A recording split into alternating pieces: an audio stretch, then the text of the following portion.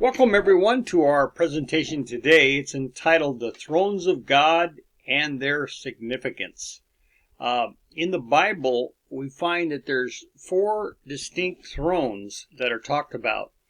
And in this presentation, we're going to go into the study of these thrones and their significance. And again, a disclosure that this channel is set up primarily for the Seventh-day Adventist members. If you're not a Seventh-day Adventist, you're welcome to follow along. But that is the goal of the channel, is to reach what we call as mother. In the scriptures, Hosea, it refers to the laity as and the leaders as mother. In other words, the church members as mother, and that's who we address in our often title. We call the SDA Church Mother. And so anyway, this is a study concerning the thrones, as we said, and we hope you'll be blessed. Before you begin, may you pause the video, claim the promise that the Lord gave us, that He would send the Spirit of truth, John 16:13, and He will guide us into all truth. Let's begin.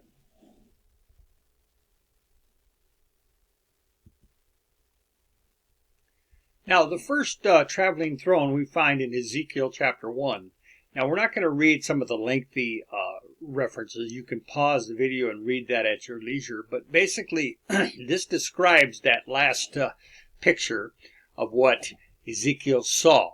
Now, we want to make a challenge out there to the brethren that if you ever find a more accurate picture of that description, you let us know. But this, we believe, is inspiration. All right, this picture is inspiration. This is a beautiful representation of what we just read, or what we can read in Ezekiel 1 about that traveling throne.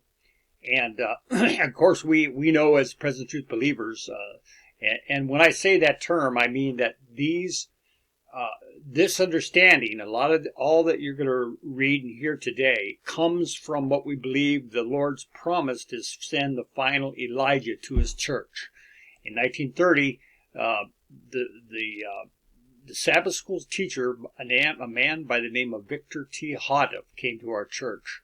And we believe that the Lord worked through him to fulfill that great prophecy that He would send a messenger, specifically Malachi 4:5, to the church before the great and dreadful day of the Lord.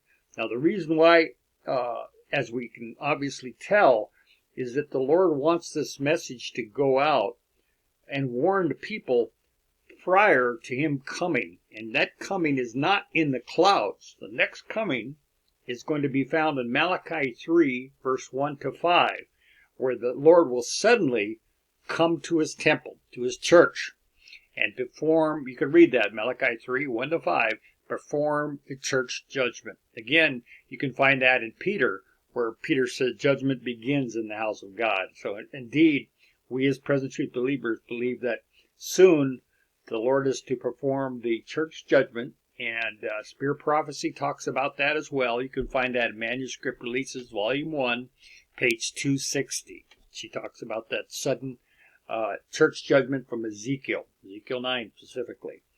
So that's a little backdrop, and let's continue on here.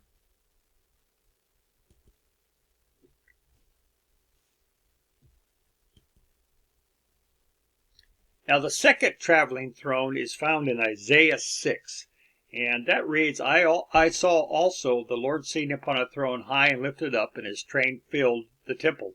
Above it stood seraphims.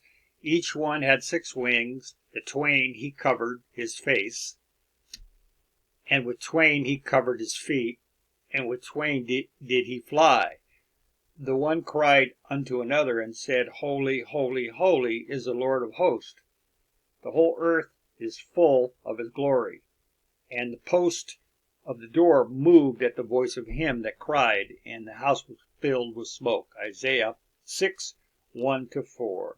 So again, this is the second traveling throne that we find in the Bible. Now, we have 2 what's called stationary thrones. Those are not traveling, but they're stationary. The first is known as the administrative throne, where Christ sat at the Father's right hand. And that's found in Revelation 22:1. And he showed me a pure river of water of life, clear as crystal, proceeding out of the throne of God and of the Lamb.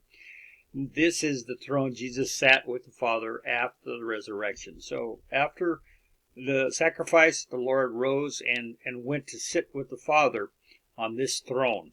This is the one that's known as the eternal throne, also administrative throne. Now the second stationary throne is the heavenly sanctuary throne, and that's found in Revelation 4:2 and 4:6.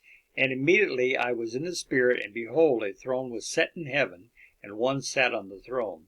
And round about the throne were 24 seats, and upon the seats I saw 24 elders sitting, clothed in white raiment, and they had on their heads crowns of gold.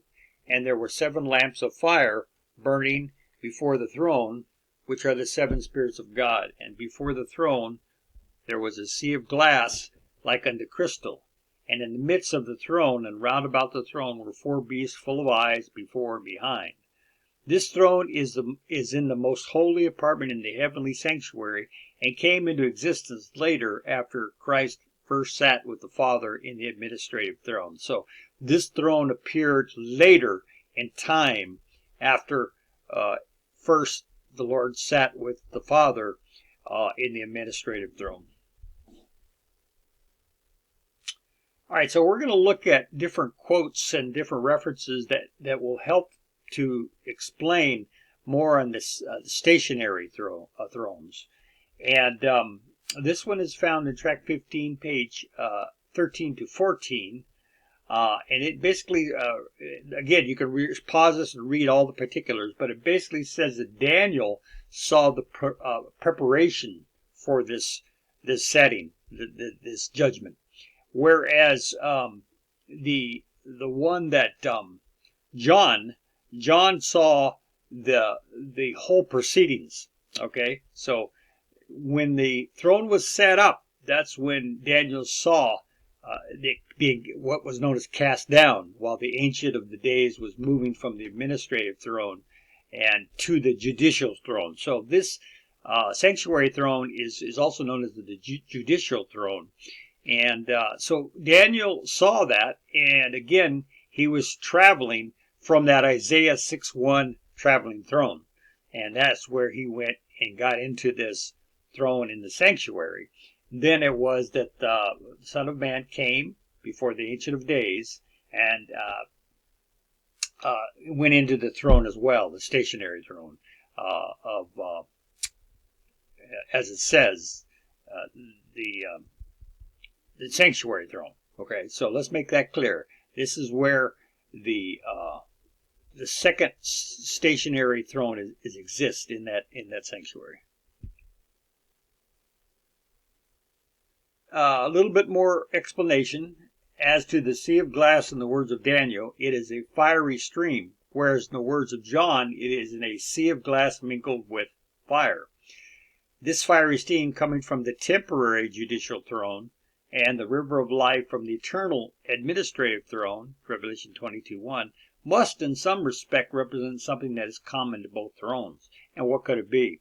If the river, along with the tree of life, is representation of essence which perpetuates life, then the sea is a representation of life's eternal existence, because the sea is the storehouse, the source of all waters, and keeps the rivers flowing.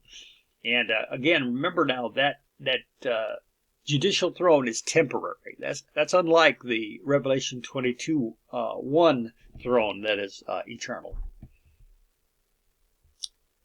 And this reference is found in Shepherd's Rod, Volume 2, page 188 and 189. Again, it goes into more descriptions of the thrones, and when you have time, you can pause this and read the full reference. More information that's very, very important to learn about these thrones. at the top of it, it says God will use ways and means that will be seen that he's taken reins in his own hands. The worker will be surprised by the simple means that he will use to bring about and perfect his work of righteousness. So one of the things to remember now in this particular reference that we're talking about right here is that the laity will eventually finish the work. The Lord will take charge of the flock at the time of the purification, Ezekiel 9, and the leaders, and I'm talking sadly, many of our leaders will not be at the head of the flock anymore. Why? Because they've betrayed their trust. They should be proclaiming this Elijah message, but they're not. It's up to us laity to talk about all these different things that the Elijah message brought. And I'm talking particularly about two of the main doctrines that this Elijah message contains. And that is the church judgment, Ezekiel 9, and the kingdom to be set up where the last final gospel proclamation will go to the world. And that's found in Isaiah chapter 2, verse 2 to 3, where the word of the Lord shall go from Jerusalem. Now we've got many videos that you can watch about the kingdom, but those two, the church judgment and the gospel proclamation, our leaders have greatly ignored. They don't expound upon it. They don't warn the people of what's coming on. You never hear our leaders talk about this gospel kingdom. They're always saying, oh, we're all going to be where we're at, and let's spread the loud cry right now and cry to win the world. Oh, brethren, it's so pathetic that these leaders are being sent, on their own. They're not being sent by the Lord. And it's sad. That's left us laity to give this message. Okay, and here we have another very important reference. Again, this goes over the fact that the Lord sat with the Father in the eternal throne after the sacrifice, and that is a throne that is permanent, eternal, and unlike the judicial throne. And it notes that sometime after the little horn power came into existence, both he and his Father, the Lord and the Father, moved to the sanctuary throne. So that's a good timing to show us when that movement took place. Now, this is a little chart, and remember now, in this message, the Elijah message, we have several charts, brethren, that are so enlightening to help on the studies. Now, we'll reread that last quote, part of it. To this throne, then, which is from the everlasting to everlasting, Christ ascended, and therein sat at the right hand of the Father, until the time came when, in fulfillment of Daniel's prophecy and of John's revelation, sometime after the little horn power came into existence, both he and his Father moved to the stationary throne. So as we look at the timeline, the beginning, the flood, and the lion, and the bear, and the leopard, and going on down through the different beasts of time, we see that the little horn beast came into existence 538. So sometime after the fulfillment of this time period, that's when the Father and Son moved into the sanctuary throne. And so that's a good, helpful timeline for us. And this is more great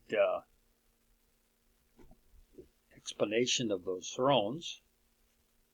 Now on the bottom there it says, not now only a foolish person would attempt to explain that these two thrones, the one in Revelation 22:1 and 2, the eternal one, and the other, the sanctuary throne, are one and the same, or that Christ after his ascension sat on the throne in the sanctuary. So there's unfortunately teachings that some profess this problem, this error. And so we have to make sure that we understand it. All right, so we have another again, they talk about in this reference the flaming chariot, which is found in Isaiah 6:1.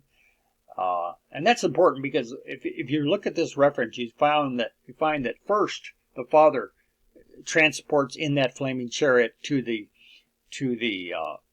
Holy of Holies, and then the next transport in that same chariot is Christ. So first the Father is transported into the judicial throne, and then Christ is also, through this same Isaiah 6:1, transported into the judicial throne.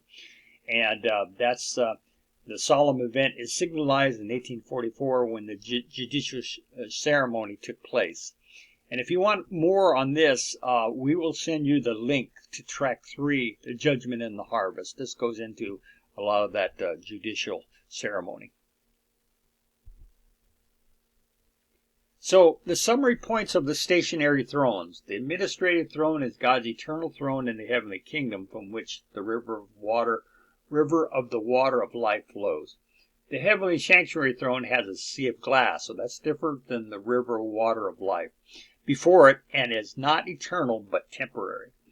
After Christ's sacrifice, he sat at the Father's right side in the administrative throne, also known as the eternal throne, then later entered the judicial sanctuary throne. Daniel saw the preparations of the judicial throne, where John saw all the proceedings of the judgment. So that's a difference right there.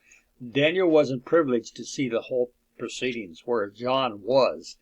And Stephen, we know, the martyr, saw Jesus ascend not to the sanctuary throne, but to the eternal throne. Revelation 22:1, when he was being stoned, and when he was speaking before the people there. Now we put that in there because, brethren, we did this presentation in our presentation Sabbath studies, and we always do this for questions, comments, and answers. All right, now we're going to look at the other 2 thrones, which are the traveling thrones, and we're going to learn more about those. Though the one which Ezekiel saw is similar to the one which Isaiah was shown, yet they are distinct and separate thrones. For each of the seraphims of Isaiah's vision has 6 wings, while each of the cherubims of Ezekiel's vision has but 4. So we see right there that this signals that there's 2 different thrones. The fact that this shows a different description of each throne. And in track 6, page 57, Christ must have sat upon the throne that is the head of the river of life, a circumstance which invests the throne with the title, the throne of God and of the Lamb. From this administrative throne, the Father arose in a flaming chariot, Isaiah 6:1, and went into the Holy of Holies, within the veil where the fiery stream, the sea of glass, is, and there sat down upon the throne. So again, we find that the transportation throne is basically Isaiah 6:1. And in next reference in early writings, page 55, I saw the Father rise from the throne, and in a flaming chariot go into the Holy of Holies within the veil and sit down. Then Jesus rose up from the throne. Then a clouded chariot with wheels like flaming fire, surrounded by angels, came to where Jesus was. He stepped into the chariot and was borne to the holiest where the Father sat. These early writings, page 55. Now, we have limited information on Isaiah 6 traveling throne. We don't have a lot to go on. So basically, we know that it's the Father's traveling throne, and these references used to transport first the Father and then Jesus to the sanctuary throne. All right, so we are to be greatly concerned about the purpose of Ezekiel's traveling throne. Again, we go back to the fact, brethren, that our leaders are talking about this, and we need to talk about it, because our greatest interest, however, at this point is to know the location and mission of the throne which Ezekiel saw, and concerning which he says, I looked and beheld a whirlwind came out of the north, Ezekiel 1:4. The fact that the whirlwind enveloping the throne came, says Ezekiel, shows that this throne, just as the one in Isaiah 6, is a moving one, and that it came to the banks of the river Chebar. This is the living creature, continues Ezekiel, that I saw under the God of Israel, who is above the cherubim by the river Chebar. I knew that they were the cherubims. And the cherubims lifted up their wings and mounted up from the earth in my sight. Ezekiel 10, verse 19 and 20. As the chariots mounting up from the earth shows that in this particular throne, God visits the earth, and then, when the mission is accomplished, returns to heaven. Naturally, our uppermost desire is to know the answer to the question, when will this prophetic vision be fulfilled? Track 1, page 10 and 11. All right, now this is the answer to when it will be fulfilled. According to Ezekiel 2, 3, 3, 1, 4, 5, 7, the prophet was to bear his message to the whole house of Israel. The term house of Israel denoting either all 12 tribes or only the 10 tribes, as the case may be. Yet he did not understand the meaning of the vision. He would have explained it, rather than declaring, I came to them of the captivity of Tel Aviv that dwelt by the river Shebar, and I sat where they sat and remained astonished among them 7 days. Ezekiel 3:15. Sometime since at the time of the vision, the house of Judah, the 2-tribe kingdom, was in captivity in the land of the Chaldeans, and the house of Israel, the 10-tribe kingdom, was in dispersion among the nations, where they had been carried away and scattered some years before, 2 Kings 17:6, there was no possibility of Ezekiel delivering the message to them. That's important, remember that. And as it is to both the house of Israel and the house of Judah, Ezekiel 9:9, the 12 tribes, consequently it was prophetic in Ezekiel's time. The Jewish nation, moreover, up to the time of Christ, had no light on this prophecy, and appeared to them as too complicated to understand, and even unsafe for the ordinary mind to read. All this chapter appeared so obscure and full of mysteries to the ancient Hebrews that, as we learn from St. Jerome, E.P. ad Paulin, they suffered none to read it before they were 30 years old. Douay version, footnote to Ezekiel 1:5. And having seen no light in the scripture until the present time, the Christian church has made little or no attempt to explain it. And finally, as no slaughter, such as the one described in Ezekiel 9, has ever occurred, its fulfillment is obviously yet future. 1 track, page 1011. So that is the rundown that Ezekiel had this vision, but didn't understand it. And it was up to the promised Elijah that the Lord would bring in Malachi 4:5 to disclose the meaning of the vision. And that's what we're reading right now. The meaning of this vision is very important. And all the message coming from this Ezekiel traveling throne. All right, so the purpose of Ezekiel's traveling throne message. The object of the Lord's coming in his throne. As the prophet was looking toward the north, he saw a great cloud coming like a whirlwind to the earth. Watching with intense interest, it's drawing nearer and nearer. Finally, he saw the living creatures, the wheels, and the rest, the appearance of likeness of the glory of the Lord. Whereupon I fell, he says, upon my face, and heard the voice of one that spake. Unmistakably, the Lord himself came to give a message to Ezekiel. And he said unto me, Son of man, I send thee to the children of Israel, to a rebellious nation that hath rebelled against me. They and their fathers have transgressed against me, even unto this very day. For they are impudent children and stiff-hearted. I do send thee unto them, and thou shalt say unto them, Thus saith the Lord God. And they, whether they hear or whether they forbear, for they are a rebellious house, yet shall know that there have been a prophet among them. And thou, son of man, be not afraid of them, neither be afraid of their words. Though briars and thorns be with thee, and thou doest dwell among scorpions, be not afraid of their words, nor dismayed at their looks, though they be a rebellious house. Ezekiel 1, verse 28, Ezekiel 2, verse 3-6.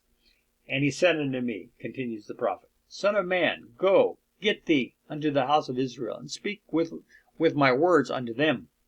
For thou art not sent to a people of a strange language and hard language. Strange speech and of hard language, whose words thou cannot understand. Ezekiel 3:4.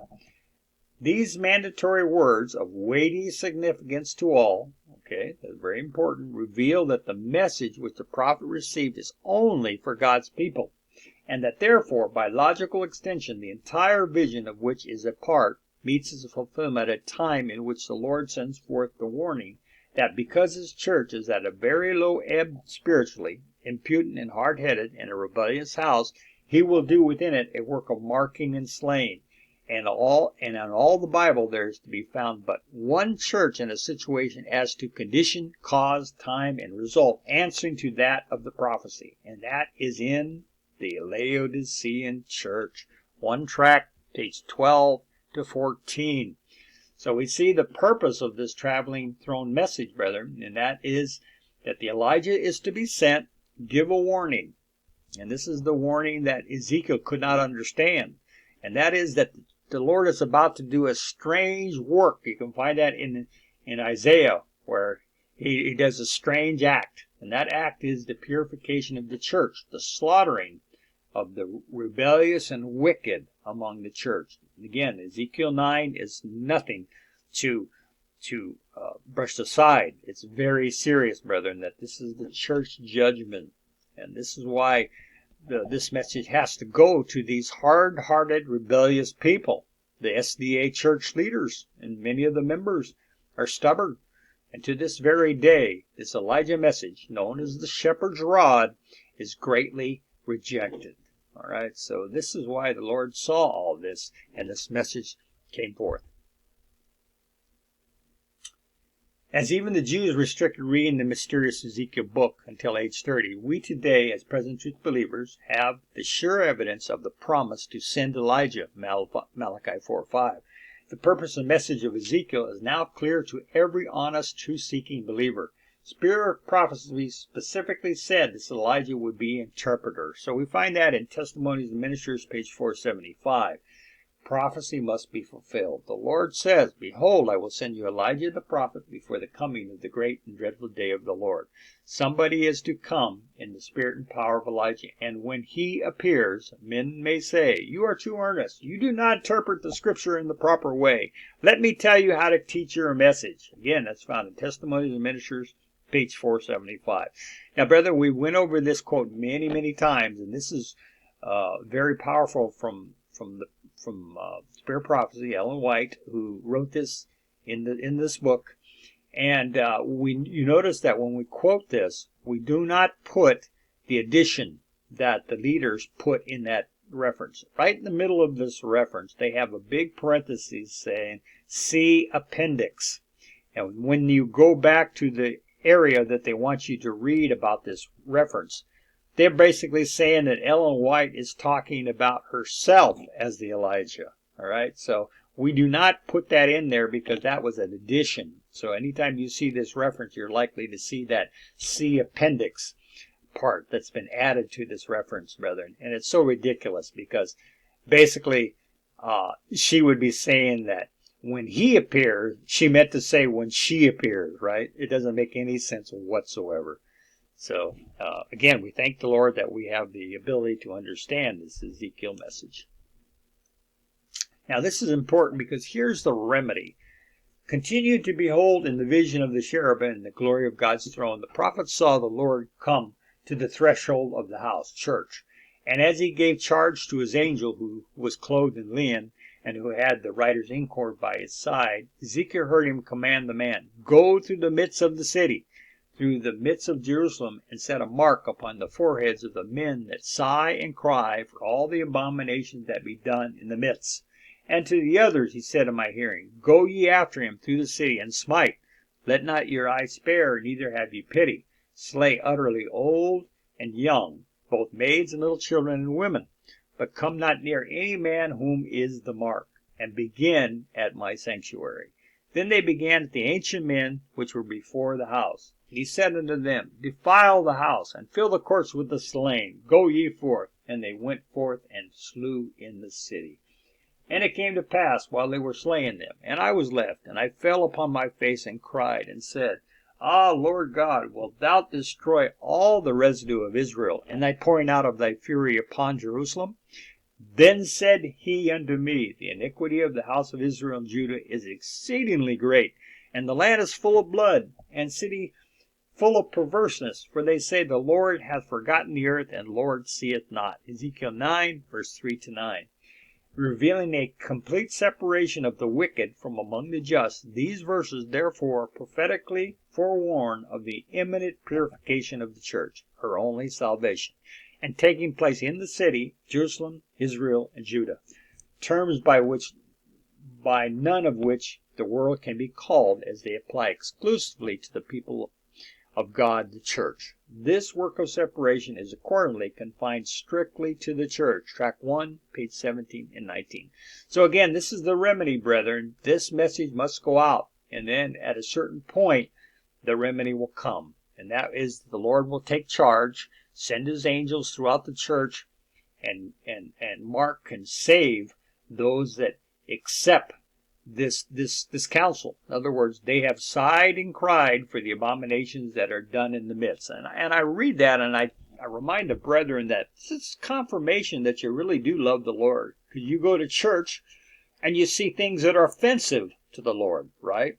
You see the women dressed very, very bad, worldly, short skirts, high heels, all kinds of sleeveless outfits, and all these different things that go against the dress reform that's spelled out clearly in the rod and also in the spirit of prophecy. They go against that.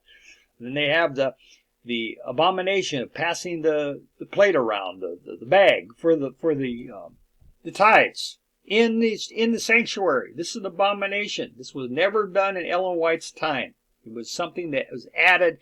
The Roman custom, the Roman church custom, was added to our church. Abominations again. And this has got to bother people, and unfortunately it doesn't. All right, unless you know this a message of Elijah and know what the abominations are, you're not going to sigh and cry. You have to know what the abominations are that is offensive to the Lord. This is validation, brethren, that you love the Lord, that you think only of his honor, his rightful duty to be worshipped in the right way. Okay, so this is so powerful that this message goes to our church. Yet, sadly, brethren, few, it says, really accept this message. And the Lord has to take control because he wants a purified church, brethren, for the loud cry message. That's the only way it's going to go with power and the Pentecostal power. Remember, the Pentecostal power is going to go forth after the church purification. It cannot go forth with this terrible, sins in our midst, right? And I just watched a video from Danny Shelton, and he has a great video about La Sierra University praising the LGBTQ graduates, in the church, as if they should be honored and looked up. This is abomination, brethren, that's all throughout our church. Many of these things are happening. The Lord's not going to go with this kind of church to tell them, go give the loud cry. That'd be a mockery of both him and his word. So he has to do this to make sure that he goes and gives that Pentecostal power to the 144,000 after the church purification. Now, the message also talks about 2 sealing reports. It's important to remember there are 2 sealing reports from this Ezekiel traveling throne message. And behold, says Ezekiel, the man clothed with linen, which had the incord by his side, reported the matter while on earth, saying, I have done as thou hast commanded me. Ezekiel 9:11. Here is the first report, made at the completion of the sealing in the church, the sealing of the first fruits, 144,000. I saw, says the servant of the Lord, an angel with a writer's inkhorn by his side return from the earth and reported to Jesus that his work was done, and the saints were numbered and sealed. His early writings, page 279. Here is the second report, made at the completion of the sealing in the world, not in the church, but of the world. The sealing of the second fruits, the great multitude. So there's 2 reports given to the Lord. They have done as he commanded. Sealed the first fruits, 144,000. That's at the time of the church judgment. And then the second report is later, when after the loud cry, the angel had sealed all the second fruits, and they are ready for translation. Comparing both reports, each is seen to be of different event. At the first report, the Lord was on the threshold of the house, on earth, Ezekiel 9:3. At the second, he was in the heavenly sanctuary. After the angel had made his first report, the Lord commanded, "Go in between the wheels, even under the cherub, and fill thy hand with coals of fire from between the cherubims. Scatter them over the city," and he went in my sight, Ezekiel 10:2. But following the second report, all the angelic hosts laid off their crowns, as Jesus made the solemn declaration, "He that is just, let him be unjust still. He which is filthy, let him be filthy still. He that is righteous, let him be righteous still. He that is holy, let him be holy still." Early Writings, page 279 and 280.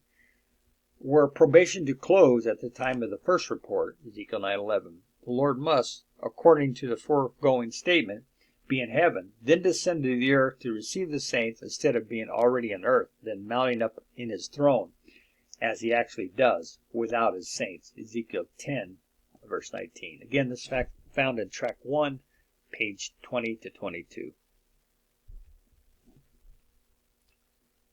Now, again, this description is beautiful, because this describes the pictorial representation of Ezekiel's traveling throne. And please pause this and read that at your leisure.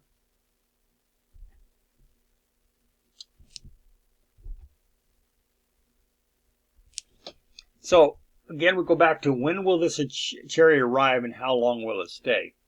When considering in the light of the four main facts so far established, these questions are virtually self-answering. 1. The Lord comes to the earth in his chariot. That's the traveling throne. From it, he commands Ezekiel to go speak to his people. Number 3. Ezekiel did not bear the message to the people of his day. Number 4. He will bear it to the people at the commencement of the loud cry. Thus it is seen that when the time comes that the church has reached the condition described by the Lord, Ezekiel 3:9, the mystery of the vision is to be revealed, and the message carried to the church. And that church has already reached this time and condition is conclusively evidenced by the threefold fact that the first part of this most startling revelation, delighted herein, was published in December 1930 in a 255-page book entitled The Shepherd's Rod, Volume 1. That the second part was published in the month of September 1932 in a 304-page book entitled The Shepherd's Rod, Volume 2. And the third part, the series of tracts, of which this is the first, which since 1933 aggregates to date some 898 pages, compiles Volume 3. The fact, therefore, that from the chariot the Lord commands the prophet to go to speak, bear the message to his people, and that the message totals over 1,250 pages of literature published since 1930, unfolding its truth from different angles, solemnly reveals that the chariot, though invisible to human beings, as to the young man where the chariots were covered the mountains, 2 Kings 6:17, has already arrived. And since it has already arrived, it must of course be divine instrumentality through which, as a sort of base of operations, the Lord is ordering and directing his work, through which he shall do so until this gospel of the kingdom be preached in all the world for a witness unto all nations, and then the end come. Matthew 24:14. Again, this fact found in track 1, page 36 and 37. Now, we're going to put a link to track 1. I'm going to make a note of that in the description box, so you can read the whole track which goes into this throne situation, Ezekiel's throne, and has so much specific great information for the message. Now, remember that this is a dual message. The first part of the message goes to the church, and then the final part goes to the world, which is in the time of the loud cry. And in one Timely Greetings, 1 TG number 5, page 12, we read, How do I know that the great day of the Lord is almost here? I know it because the announcement of it is here already, and because the message of the marking that is foretold in Ezekiel chapter 9, the work of judgment, is already making its way throughout the Adventist world. I know it also because the material for the glory that follows immediately thereafter, the material that is to lighten the earth with the glory of the angel, the loud cry, Revelation 18:1, is all ready and waiting. So, brethren, keep in mind that all this literature from the Elijah message is what's going to go out into the world. All the truths, all the different things that it talks about, Isaiah, Hosea, Jeremiah, Ezekiel, all Revelation, all these things and all the particular truths are going to go out to the world and be revealed to the world. And they'll have great truth, and they will come into the kingdom to be translated, Lord willing. All right, so let's look at our final slide, summary points of the traveling thrones. Isaiah and Ezekiel's thrones are similar, but not the same. Isaiah's throne appears to be a transport one, whereas Ezekiel's has a message with it as well as a transport throne. Ezekiel's vision of this throne was considered too mysterious for the Jews, and they did not allow people under 30 to read it. Present truth believers are now privileged to know it through promised Elijah to come, Malachi 4:5. Ezekiel's message is to go first to the SDA church and then to the world during the loud cry. Ezekiel's message brings a message of salvation, and those who hear and abide will escape. Ezekiel 9, church judgment. Ezekiel's traveling throne is now a sort of base of operations and will be here until the final gospel to all the world is preached. So isn't that amazing? This traveling throne is here on earth, cannot be seen, but it's a base of operations. In other words, the Lord is guiding the laity in the church to give this message, and when this message has done its purpose and time is up, then he will command his angels to go through the church for the church purification, which is a very solemn time. That is known as the great and dreadful day of the Lord. Great for those that abide in this salvation message, and dreadful for those that do not. So, brethren, we hope you've been blessed for this presentation, a little bit more on the traveling and stationary thrones of God. And until next time, may the Lord continue to guide you into all truth.